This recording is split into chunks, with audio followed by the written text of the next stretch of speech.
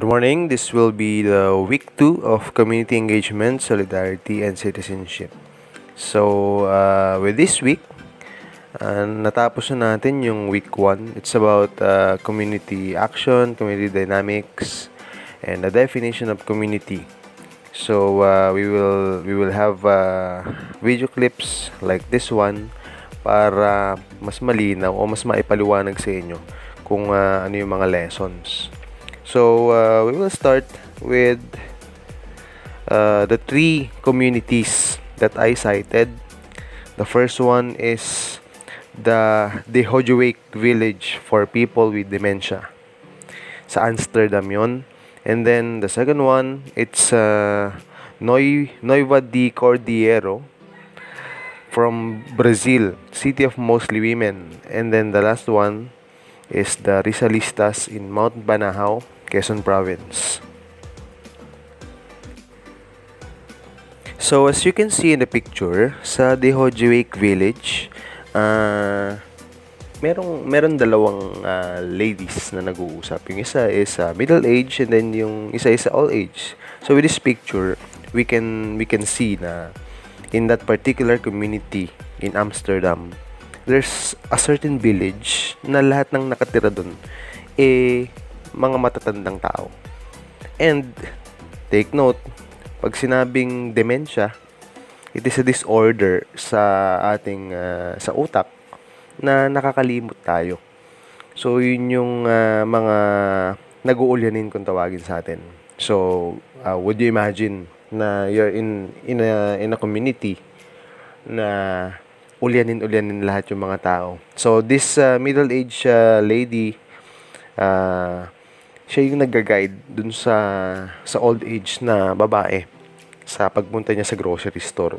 So as you can imagine, in that particular community, all of those people, old age, meron sila mga assistant. Bakit? Kasi pagka mamimili sila, kung may dementia sila, makakalimutan nila kung anong bibili nila. Another, kung pauwi sila sa bahay, makakalimutan nila saan papunta sa bahay. So, in that particular community, halos lahat ng nakatira, mga old age with people with dementia. The second one is the Nueva de Cordeiro from Brazil. So, as you can see in the picture, most of the people there, living there in that particular community, are women. So, city of mostly women. To the point na halos magkakamag-anak sila, in that particular city, na talagang manginan-nginan lang yung mga lalaki. So, this particular city, kung pupunta ako doon, parang ilan lang kami na lalaki. So, it's unusual. It's a community na hindi tulad nung sa atin. And then the last one, dito sa atin lang tong community na to.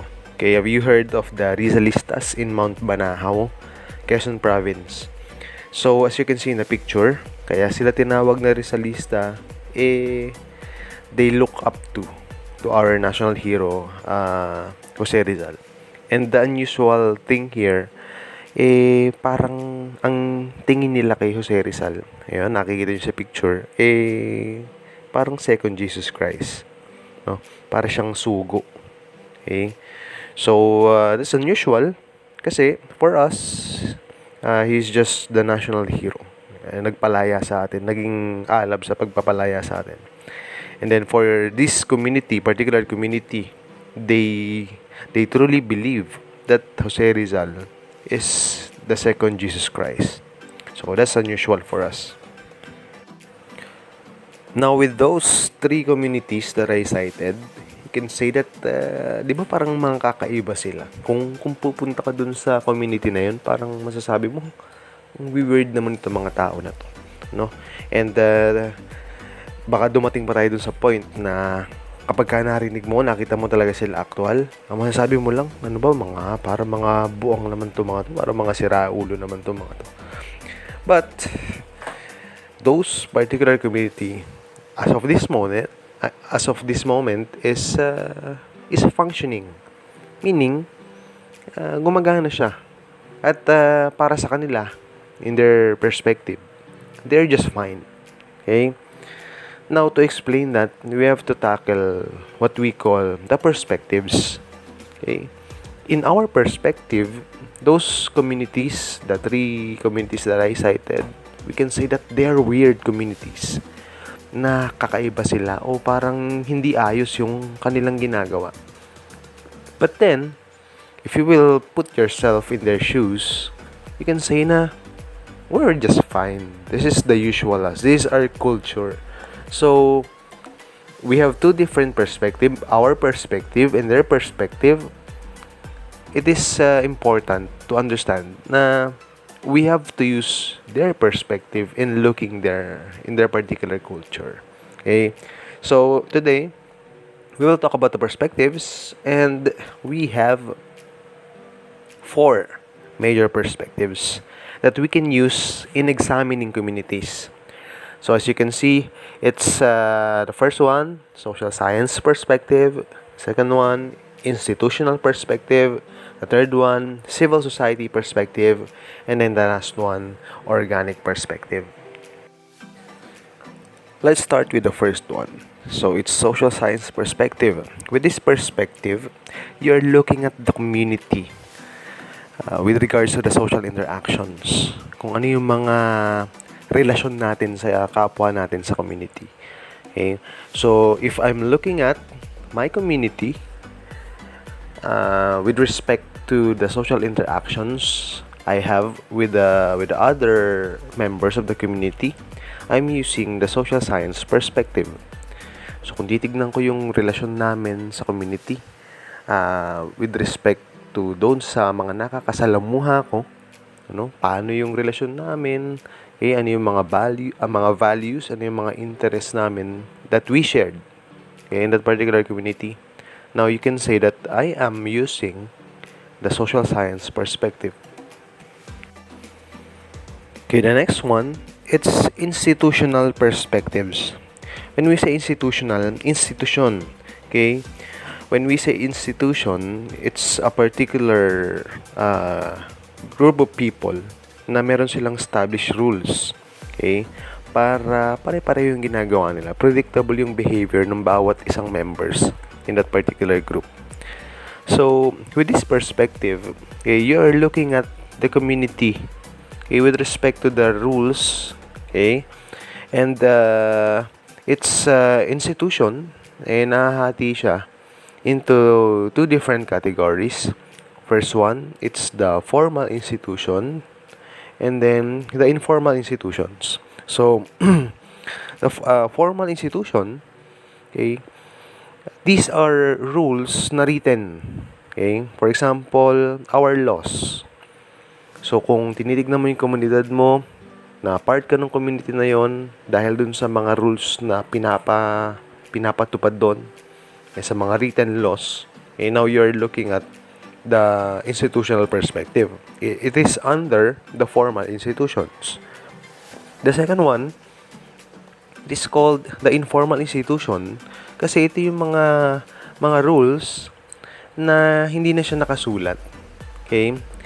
We call this the practices, the norms, the traditions, culture na wala naman talagang written na binabasa natin. But then, we are abiding those particular rules kasi nga, part tayo ng community na yan. So, it's called the informal institution.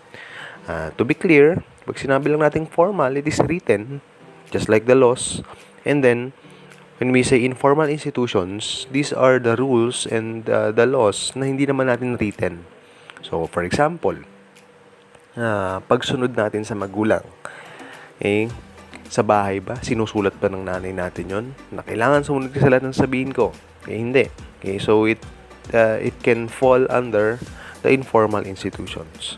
So if I am looking, I'm examining or I'm seeing the community that I have with respect or with regards to the laws, to the rules na ina-abide ko, I'm abiding. Okay, now I'm using the institutional perspective. Okay, the third one, it's the civil society perspective.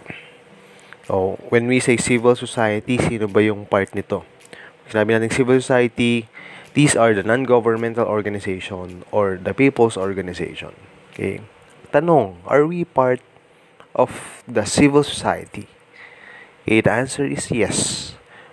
Now, if you're not part of the government, you are part of what we call the civil society. So, tayo yun. Yung hindi ka part ng gobyerno na namamahala. Civil society ang tawag sa'yo. Okay, now, binigyan din dito yung NGO saka yung PO. Pag sinabi nating NGO, ito yung mga samahan na mga grupo ng mga tao. Okay? So, when we are using this civil society perspective, you can notice this by determining the advocacies and the causes and the goals ng mga grupo na yan. So, kung titignan mo yung community mo, with respect to the advocacies, part ka ng isang community because you are regarding the advocacies that they fight for. Now, you are using the civil society perspective. If you are, you see yourself as part of that community using those, because of those causes that they have, now we call that the civil society perspective. And then the last one, it's the organic perspective. So, organic, hindi ibig sabihin ito yung mga nabubulok saka hindi nabubulok. Pag sinabi nating organic perspective, okay, it's the local or the grassroots. Pag sinabi nating local or grassroots, ito yung parang tinubuang lupa mo kung tawagin. Okay? So, if you see yourself as part of that community because from kanununuan mo, yun na talaga ang yung pinagmulan. You're using the organic perspective. Okay? For example, in a particular tribe that you are in, okay? If you are seeing that community because of the bloodline, okay? The salin lahi na inyong pinagmulan, you are speaking or looking at it because you are part of that tribe. Okay, now we call that as your grassroots. So you are using you're using the organic perspective. So those are the 4 perspectives that we can use in examining our own community. So the first one is social science perspective, then second one institutional perspective, third one civil society perspective, and then the last one it's organic perspective. So ano ba talaga? Sir, pwede po bang tatlo yung gamitin kong perspective na yun? Now, it depends on you, on how you will examine your own perspective. You can use either of the 3 sa iyong pag-examine. So, that's it. That's the different perspectives in our community. And if you have other questions, you can send direct message to me. Thank you.